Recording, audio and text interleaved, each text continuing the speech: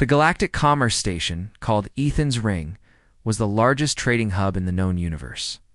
Ships from 1,000 worlds docked at its ports every day. Merchants sold goods from distant stars. Diplomats made deals that shaped the futures of entire planets.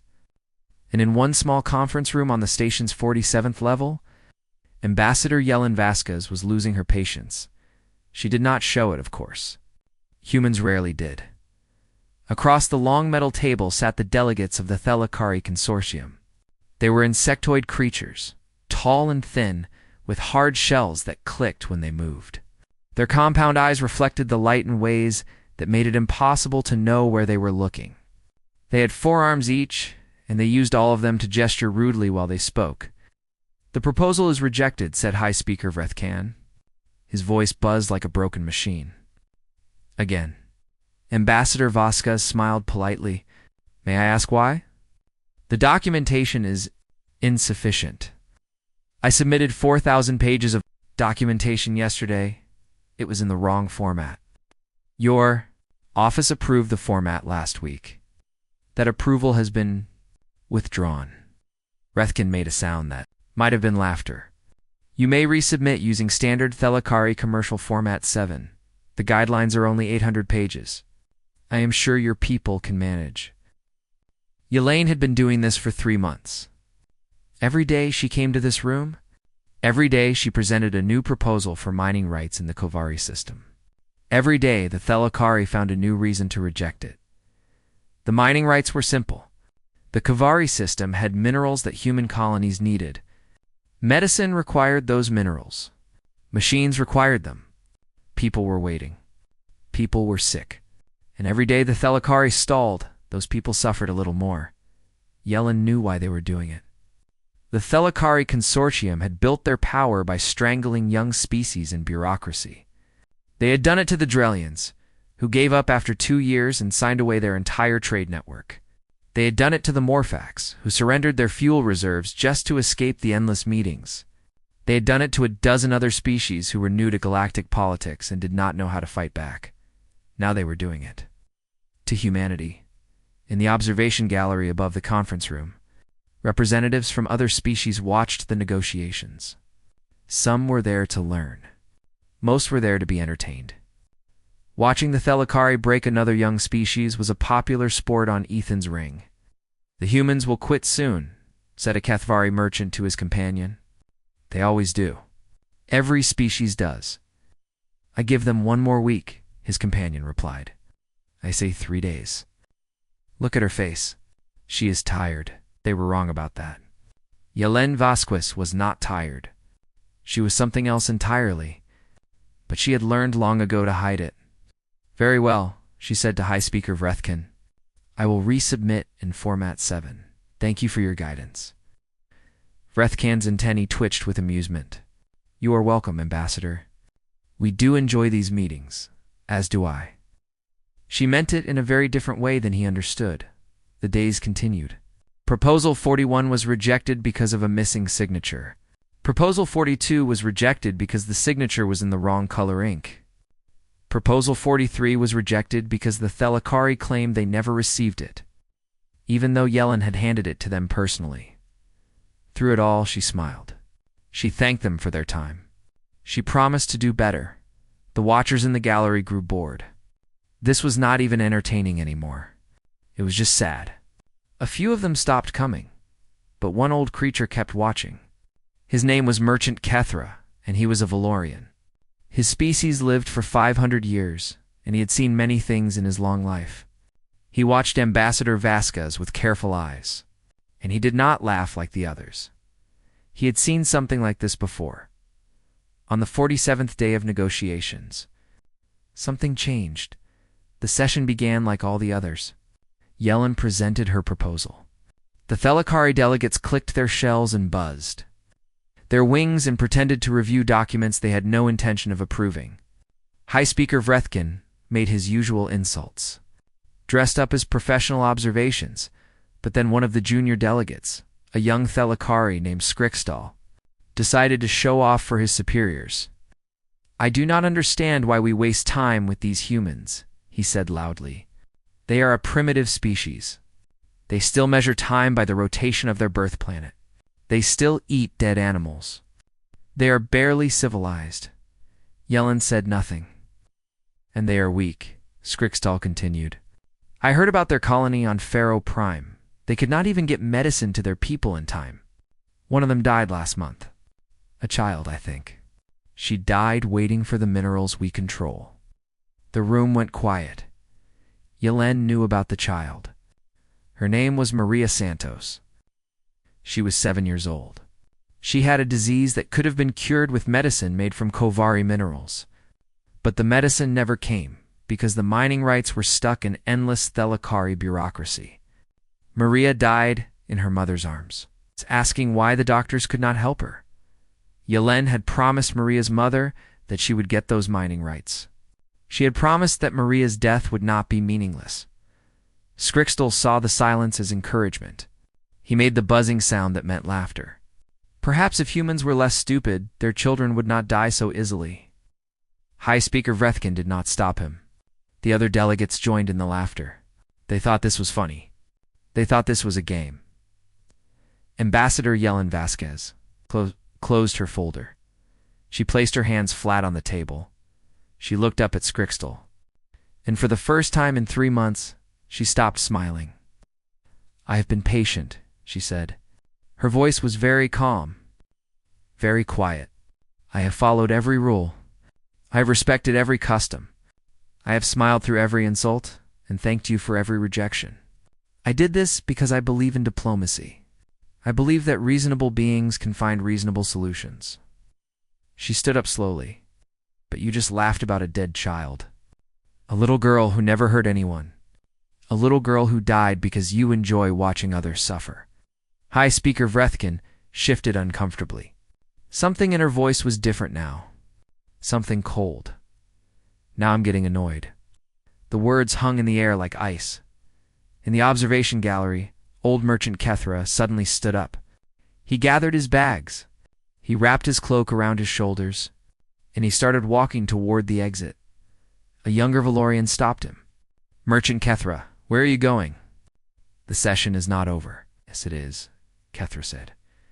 I am leaving this station. Why? Because of what the human said? Those are just words. Kethra looked at the young Valorian with eyes that had seen centuries. I was there at Nexus 7, young one. I saw what happened when a human said those exact words to the Viraxian hegemony. What happened? Kethra did not answer immediately. He looked through the gallery window at Ambassador Vasquez, who was calmly collecting her documents while the Thelakari delegates watched in confused silence. The Viraxian hegemony was the most powerful military force in 3 sectors, Kethra finally said. They had 1,000 warships. They had conquered 20 worlds. They were unstoppable. And they do not exist anymore. Kethra started walking again. When a human gets angry, they shout and fight like anyone else. That is manageable. But when a human gets annoyed, they get quiet. They get patient. And they do not stop until the problem is solved. What problem? Kethra glanced back one more time at the conference room. The Thelakari Consortium just became the problem. He left the station on the next transport. He was the first to leave. He would not be the last 30 years before Ambassador Vasquez closed her folder and spoke those 4 words. A man named David Okonkwo floated in the darkness of space and watched his ship die. The research vessel Curiosity had been a good ship. Small but strong. She had carried Commander Okonkwo and his crew of 12 through the frontier sectors for 2 years. They had mapped stars. They had collected samples from asteroids. They had done the quiet work of science, far from politics and war. Now the Curiosity drifted in pieces, her engines destroyed by Viraxian weapons. The Viraxian hegemony was the most feared military power in 3 sectors. Their warships were massive. Their soldiers were brutal. Their empire had swallowed 20 worlds, and they were always hungry for more. They considered all of frontier space to be their hunting ground, and any ship that entered it was their prey. Commander Okonkwo and his crew had done nothing wrong.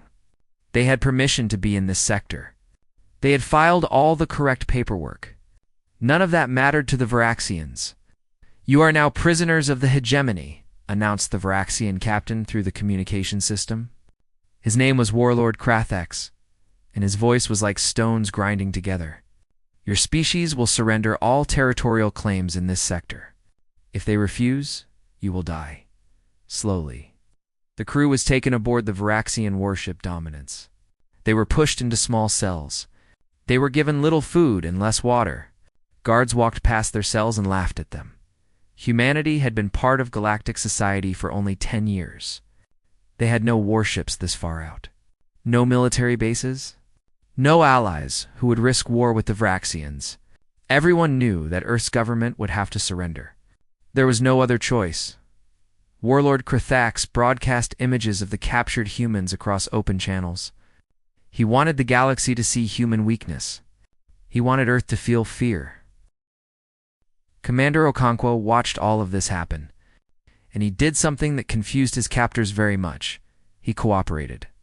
When the Varaxians demanded information about human colonies, Okonkwo provided it. When they ordered him to translate for his frightened crew members, he did so calmly. When they asked questions about human technology, he answered honestly. The Varaxians did not understand. They had expected resistance. They had expected anger and defiance. That was how prisoners were supposed to behave. But this human just nodded and helped and never once raised his voice. "He is broken," one guard said to another. "The fear has destroyed his mind." "Humans are weak," the other guard agreed. "This is why they will never matter." 6 days passed. Commander Okonkwo learned the ship. He paid attention to which guards were lazy. He noticed which officers hated each other. He remembered the times when certain corridors were empty. He counted the seconds. Between patrol rotations, he did all of this while smiling and cooperating and being the perfect prisoner. On the 7th day, Warlord Krathex visited the cells personally. He was a massive creature, covered in scales the color of dried blood. His eyes were yellow and cruel. He enjoyed causing pain the way some creatures enjoyed music, Human Krathex said, standing outside Okonkwo's cell. "Your government has not responded to our demands. They are considering letting you die." "I understand," Okonkwo said quietly. "Does this not anger you? Does this not fill you with rage?" "I trust my people to make the right decision." Krathex made a sound of disgust. He looked around the small cell and noticed something on the narrow bed. It was a small wooden carving of a bird. Okonkwo's daughter had made it for him before his mission. She was 8 years old, and she had spent weeks carving it with her small hands. It was the only personal item he had been allowed to keep. "What is this?" Krathax demanded. "A gift from my daughter. It is ugly." Krathax reached through the bars and picked up the carving. He examined it with contempt. "Your species makes such pathetic things. Please give it back." There was something in Okonkwo's voice now, something that had not been there before. But Krathax was too arrogant to notice. "You want this ugly thing?" The warlord held it up. "Then watch." He crushed the wooden bird in his massive hand. Splinters fell to the floor like tears. "There. Now you have nothing." The other prisoners expected Okonkwo to scream. They expected him to throw himself against the bars. They expected rage. Instead, he went very still. He looked at the broken pieces of his daughter's gift. And when he raised his eyes to meet the warlord's gaze, something had changed in them. "Outgate," he said softly. Krathax laughed and walked away. He thought he had one. He was very wrong. The next morning, the Dominants began having problems. Small problems at first. The life support system in the officers' quarters started making strange noises. Nothing dangerous, just uncomfortable. The temperature dropped a few degrees. The air tasted odd. Officers complained and demanded repairs. The repair crew found nothing wrong. The systems looked fine, but the problems continued. Then the communication system started acting strange. Private conversations between officers were suddenly broadcast on public channels. Embarrassing conversations. Conversations about bribes and stolen supplies and plans to betray fellow officers. Warlord Krathax was furious. He demanded to know who was responsible. His officers blamed each other. Fights broke out. Trust disappeared. On the third day after the wooden bird was broken, the ship's record system experienced a malfunction. Files appeared that no one remembered creating.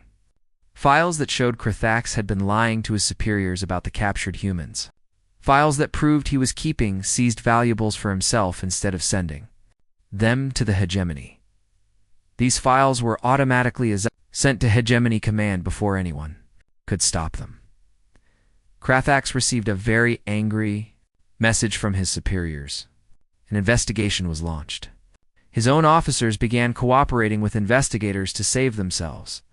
Meanwhile, the prisoner's cells somehow unlocked during a shift change. The guards who should have been watching were too busy arguing about the latest revealed secrets. By the time anyone noticed, Commander Okonkwo and his crew had reached the shuttle bay. No alarms sounded. The alarm system was having technical difficulties. The escape shuttle launched without trouble. The tractor beams that should have stopped it were offline for maintenance. That no one remembered scheduling Commander.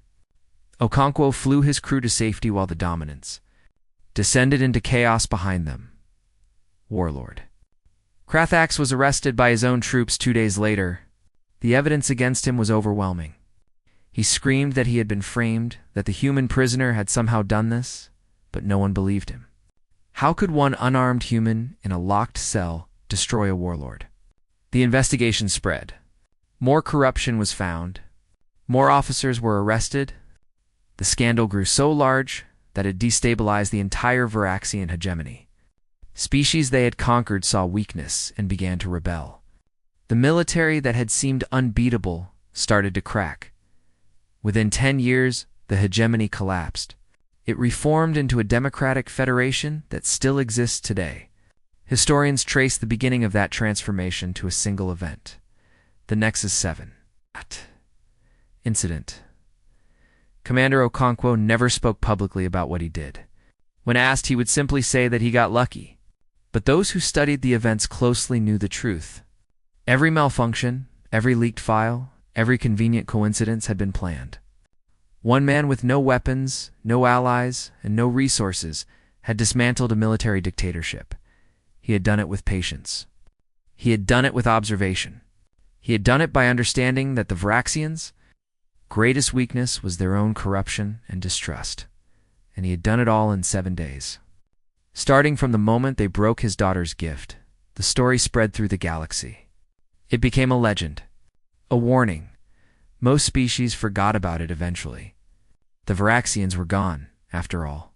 What did it matter? But some remembered.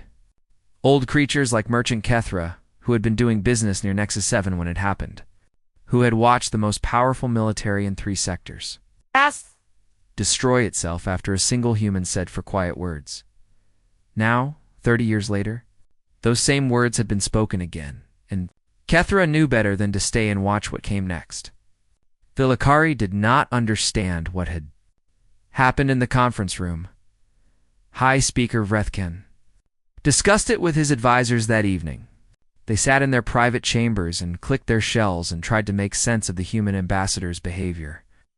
She said she was annoyed, one advisor noted. What does this mean? It means nothing, Vrethken replied.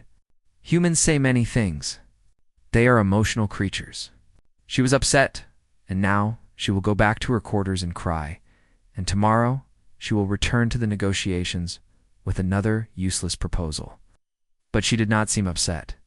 She seemed cold. Cold? Humans are warm-blooded. They cannot be cold. The advisors laughed at this joke. It was not very funny, but Vrethken was their leader, so they laughed anyway. We should continue as planned, Vrethken decided. The humans will break soon. They always do. Every species does. He was wrong. But he would not discover this for another 48 hours. The morning after Ambassador Vasquez spoke those 4 words, something strange began happening on Ethan's ring. It was nothing obvious. Nothing dramatic. Just small changes that most species did not notice. But the changes were there, spreading quietly through the station like water seeping into cracks.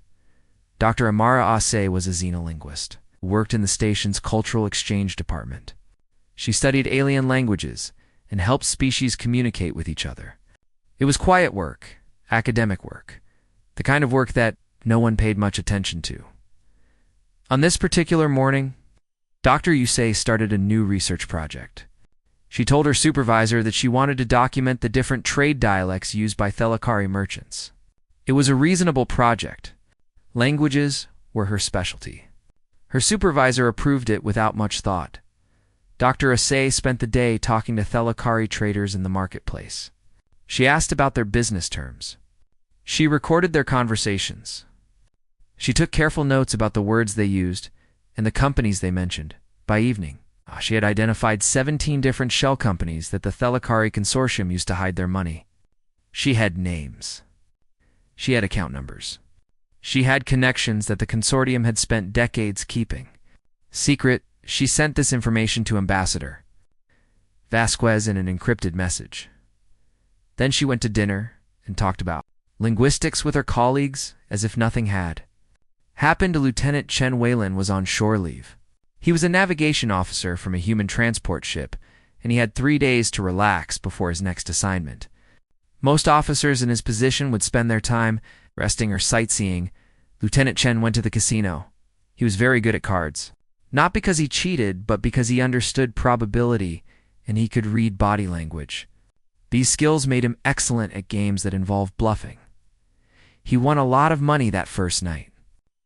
Then he won more the second night. By the third night, other players were refusing to sit at his table, but Lieutenant Chen did not keep his winnings. Instead, he donated all of it to the Drellian Refugee Fund. He did this publicly, in front of news cameras, while giving interviews about how the Drellians had lost their homeworld. The Thelakari consortium destroyed the Drellian economy, he told one reporter. They trapped them in debt and took everything. Millions of Drellians are now refugees because of Thelakari greed. I think we should all remember that. The story spread across the station's news networks. People who had forgotten about the Drellians started talking about them again. They started asking questions about the Thelakari consortium and how they treated other species. Lieutenant Chen smiled and played another game of cards. Chief Engineer Rosa Martinez worked in the station's maintenance department. She had been on Ethan's ring for 5 years, and she knew every system, every wire, every pipe in the entire structure. On the second day after the conference room incident, Chief Martinez filed a safety concern about the station's communication arrays. She said she had detected unusual energy fluctuations that might indicate a malfunction. Standard procedure required a full diagnostic. The diagnostic took 18 hours. During that time, certain communication channels had to be opened for testing. This included some encrypted channels used by the Thelakari consortium for private business. Chief Martinez was very apologetic about this. She explained that it was necessary for safety reasons. She promised that no one would look at any private communications during the diagnostic. Of course, when channels are open, signals can leak. It is just how technology works. And if someone happened to be recording those signals during the diagnostic, well, that would be very unfortunate for anyone with secrets. The diagnostic found no problems with the communication arrays. Chief Martinez filed her report and returned to her normal duties. A Valorian journalist named Vexara received an anonymous data package the next morning. It contained records of Thelakari bribery going back 30 years. Trade officials who had been paid to look the other way, inspectors who had been bought, politicians who had received gifts in exchange for favorable laws. Vexara was a good journalist. She verified the information carefully before publishing anything. But the evidence was solid. Very solid. Almost as if someone had spent years collecting it and was just waiting for the right moment to release it. Her story appeared on the Valorian Free Press Network that evening. Within hours, it had spread to every major news service on the station. Meanwhile, Ambassador Vasquez continued attending negotiation sessions. She arrived on time. She presented her proposals. She smiled politely when the Thelakari rejected them. She thanked them for their feedback and promised to make improvements. The Thelakari were confused. They had expected her to be angry. They had expected demands and threats. Instead, she acted exactly the same as before. Patient, professional. .com. Perhaps she did not mean what she said, High Speaker Vrethkin told his advisors. Perhaps it was just an emotional outburst. Perhaps an advisor agreed, but he did not sound certain. Outside the conference room, things were happening. Reports were being filed with the Galactic Commerce Authority. Evidence was being sent to investigators. Journalists were asking questions. Old scandals were being remembered, none of it traced back to the human delegation. The humans on the station talked to each other, of course. They shared meals in the cafeteria. They had drinks at the bar. They chatted in hallways and smiled at passing aliens. This was normal human behavior. Humans were social creatures. Everyone knew that. What other species did not understand was what those conversations contained. An engineer mentioned a security flaw she had noticed. A diplomat shared information about Thelakari business practices. A trader talked about rumors he had heard. A scientist explained how certain communication systems worked. Pieces of a puzzle passed from hand to hand. No single human knew the whole picture. But together, they were building something. The Galactic Commerce Authority announced that it was opening an investigation into the Thelakari Consortium. 17 separate complaints had been filed in the past 2 days, all from different species, all supported by detailed documentation. The consortium's banking partners grew nervous. They had seen companies collapse under investigation before. They started calling in loans, just to be safe. Trade officials who had worked with the Thelakari suddenly remembered appointments elsewhere. They left the station on fast ships and did not say when they would return. The Thelakari delegation began to notice that something was wrong. Their calls were not being returned. Their meetings were being canceled. Species that had been friendly last week now looked at them with suspicious eyes. What is happening? Vrethkin demanded. No one could tell him. There was no obvious enemy, no clear attack. Just 1,000 small problems appearing at once, like cracks spreading through ice. On the third day, Ambassador Vasquez arrived at the negotiation session with the same patient smile she always wore. "Good morning," she said pleasantly. "Shall we continue?" High Speaker Vrethkin stared at her. For the first time, he felt something he had never felt when dealing with a younger species. He felt afraid, but he did not know why. And that made it worse. In the observation gallery above, the crowds had grown thin. Many species had found reasons to leave the station. Those who remained watched with nervous eyes, waiting to see what would happen next. The humans just smiled and went about their business. They were very patient. Creatures, they had all the time in the world. The collapse began on a Tuesday. "Hi, Speaker." Vrethkin was eating his morning meal when his assistant rushed into the room. The young Thelakari was shaking so badly that his shell rattled like dry leaves in wind. "Hi, Speaker," he gasped. "The Galactic Commerce Authority has frozen our assets." Vrethkin stopped eating. "What? All of them?" "Every account, every investment, everything the consortium owns on this station is now locked. We cannot access any of it. That is impossible." "On what grounds?" "Pending investigation. They say they have received evidence of widespread corruption, bribery, fraud, theft." The assistant's voice grew higher with each word. "They have documents, High Speaker. Thousands of documents. They know about the shell companies. They know about the payments to officials. They know everything." Vrethkin threw his meal against the wall. It splattered in a satisfying way, but it did not make him feel better. "Give me the Commerce Authority director now." The director would not take his call. Neither would the deputy director. Neither would anyone else who mattered. The Thelakari Consortium, which had controlled trade in this sector for 200 years, suddenly could not get anyone to answer their messages. The news spread quickly through the station. The Thelakari were in trouble, big trouble. And when predators smell blood, they circle closer. The consortium's banking partners moved first. They had loaned the Thelakari enormous amounts of money over the years. Those loans had seemed safe when the consortium was powerful. Now, They seemed very risky. "We are calling in your debts," the lead banker announced in a brief message. "You have 30 days to repay in full. If you cannot pay, we will seize your ships and properties." 30 days. The consortium did not have that kind of money available.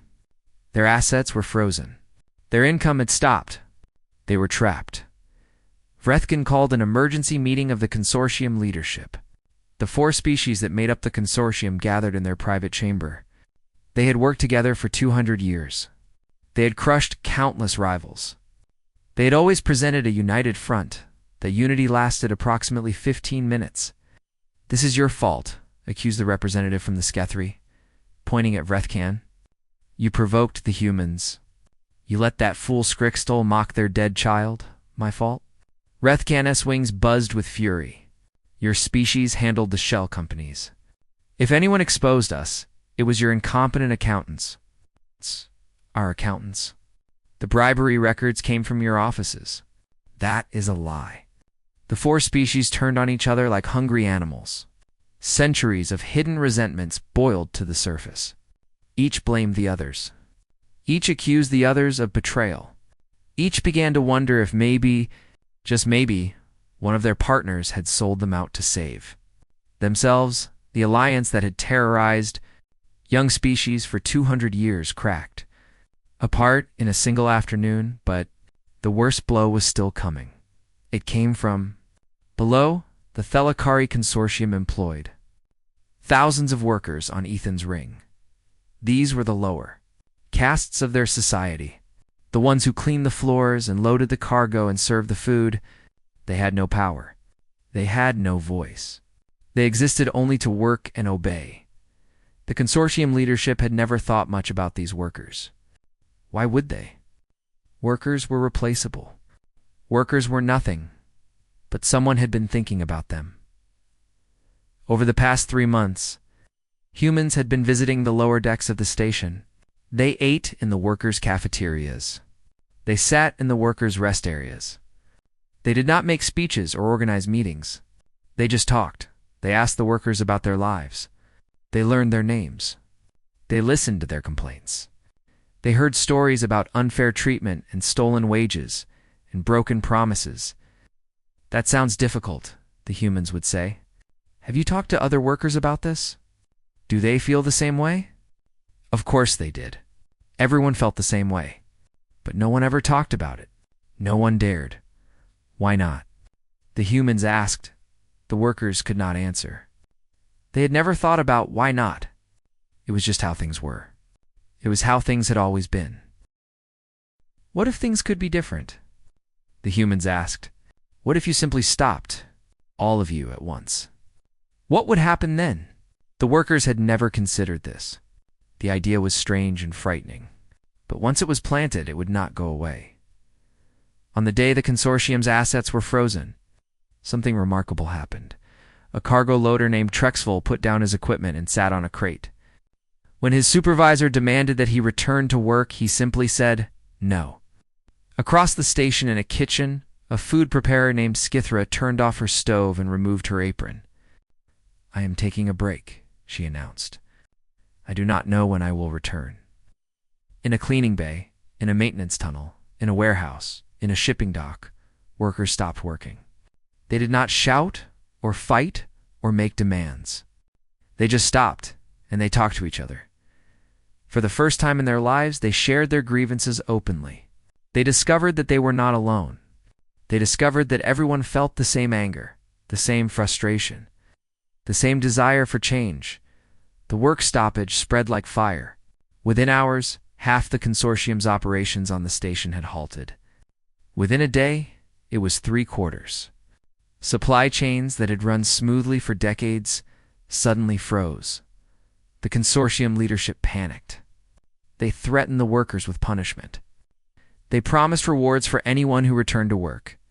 They begged and screamed and commanded. Nothing worked. How is this happening? Vrethkin demanded. These workers have never organized before. They do not know how. Who taught them? But he already knew the answer. He just did not want to believe it. The humans had not attacked the consortium with weapons or threats. They had done something far more dangerous. They had talked to the people at the bottom. They had helped them see their own power. They had shown them that the Foundation could choose to step aside, and when the Foundation steps aside, everything above it falls. Vrethkin made one final, desperate move. He would threaten military action. The Thelokari had warships. Not many, but enough to cause damage. Surely the humans would back down if faced with real force. He marched to Ambassador Vasquez's office, ready to deliver his ultimatum. The office was empty. On the desk sat a single folder. Inside was a complete mining rights agreement already filled out, requiring only the consortium's signature. A note was attached. "Sign at your convenience. We will wait." Vrethkin stared at the note. His hands trembled. Where was she? Where was the human who had done this to him? He found her in the station's lower cafeteria, Ambassador Yellen Vasquez. Sat at a small table surrounded by Thelokari children. These were the sons and daughters of the workers, the lowest of the low. The ones that the consortium had never considered worth noticing. She was teaching them to play chess. "This piece is called the pawn," she explained gently. "It seems weak because it can only move one square at a time. But pawns are very important. Do you know why?" A small child shook her head. "Because there are many of them. And because if a pawn is brave enough to cross the whole board, it can become the most powerful piece of all." Vasquez smiled. "Never underestimate the little ones. They can change everything." Vrethkin stood in the doorway watching. He had commanded fleets. He had crushed empires. He had made entire species bow before him, and he had been defeated by a woman. Teaching chess to children, Vasquez looked up and met his eyes.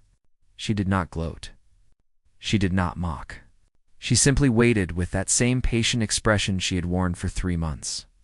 "Hi, Speaker," she said calmly. "Have you considered our proposal?"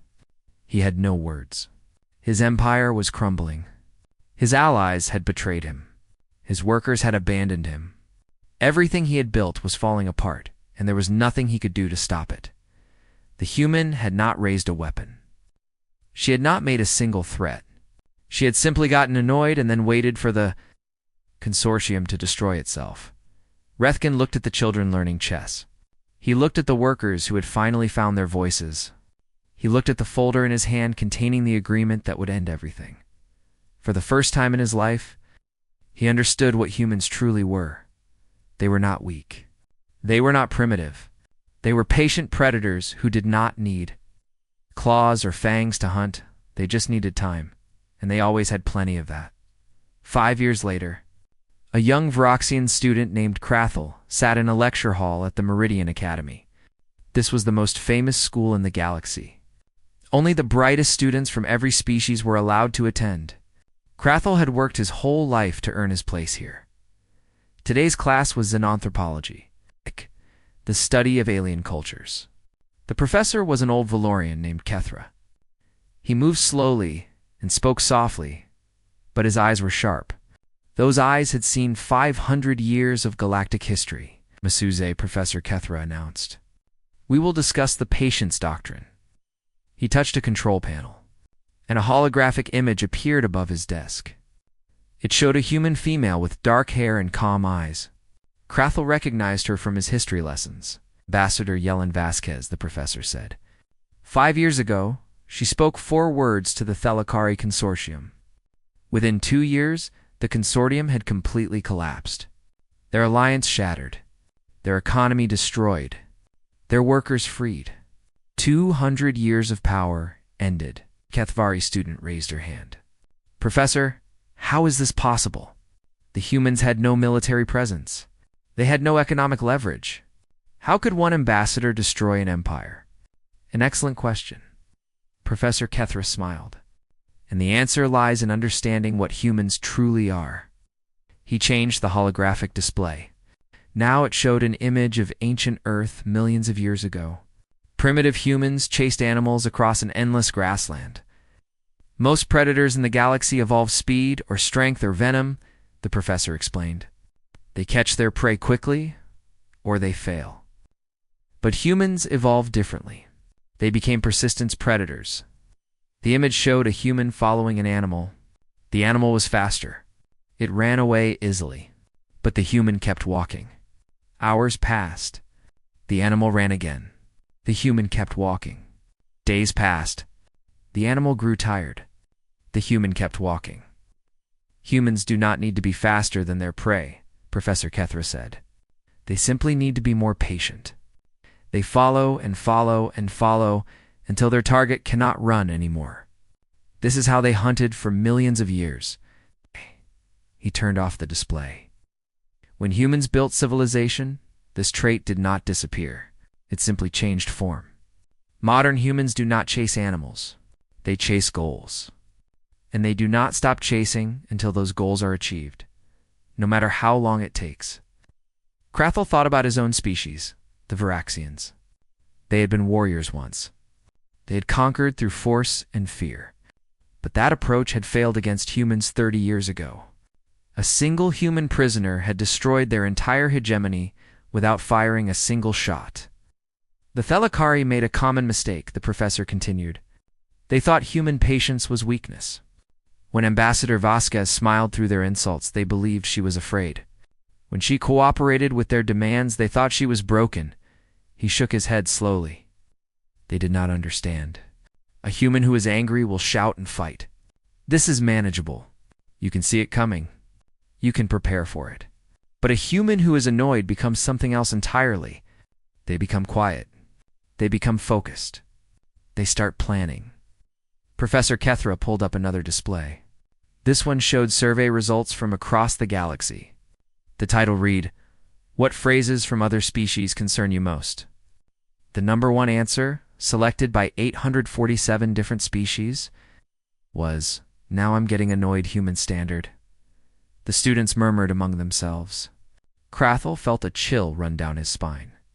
"Professor," he said, raising his hand, "surely this is exaggerated. A few incidents cannot make an entire galaxy afraid of 4 words.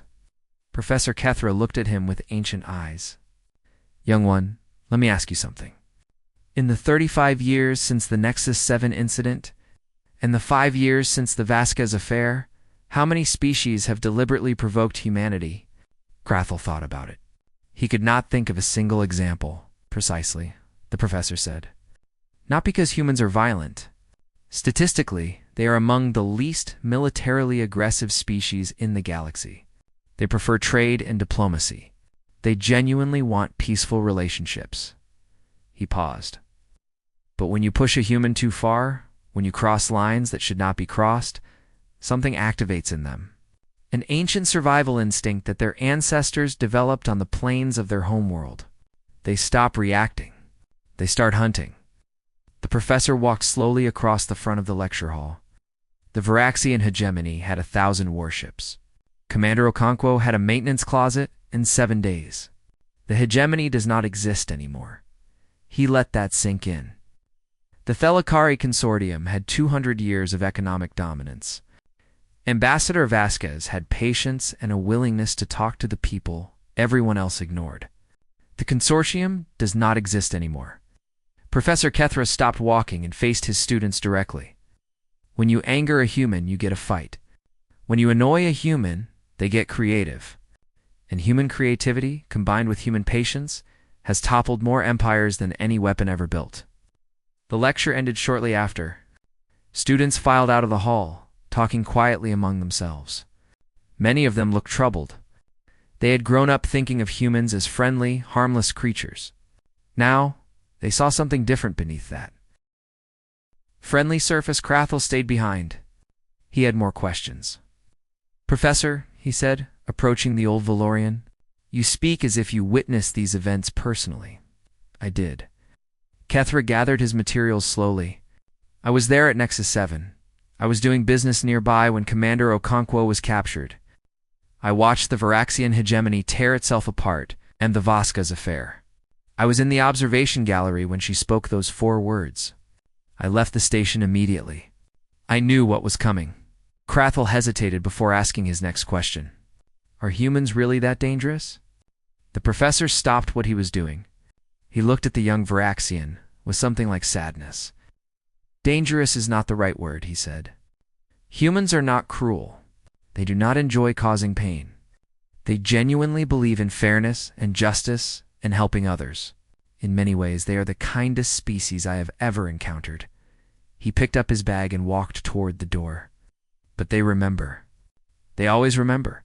And if you hurt them badly enough, if you cross the lines that matter most to them, they will take all that kindness and patience and creativity and they will use it to unmake you. Not out of hatred. Not out of revenge. Simply because you became a problem that needed solving. He stopped at the door and looked back. My advice, young one. Be kind to humans. Be honest with them. Treat them fairly. Do these things and you will have the most loyal friends in the galaxy. But never, ever make them say those 4 words. The door closed behind him. That evening, across the galaxy, Ambassador Yellen Vasquez received a Lifetime Achievement Award. She stood on a stage before representatives of 100 species. Her hair was gray now, and lines marked her face, but her eyes were still calm and patient. I am honored to receive this recognition, she said in her acceptance speech, but I did not accomplish anything alone. Everything I achieved, I learned from others. From my colleagues who worked beside me, from the workers who found the courage to stand up, from the child named Maria Santos, whose death reminded me why the work matters. She paused and smiled. From my grandmother, who taught me the most important lesson of my career. The audience leaned forward. She used to say, Mia, anyone can throw a punch. That is easy. But if you want someone to truly regret crossing you, smile, be patient. Let them forget you are watching. Empires are not toppled with anger. They are toppled with spreadsheets, alliances, and time.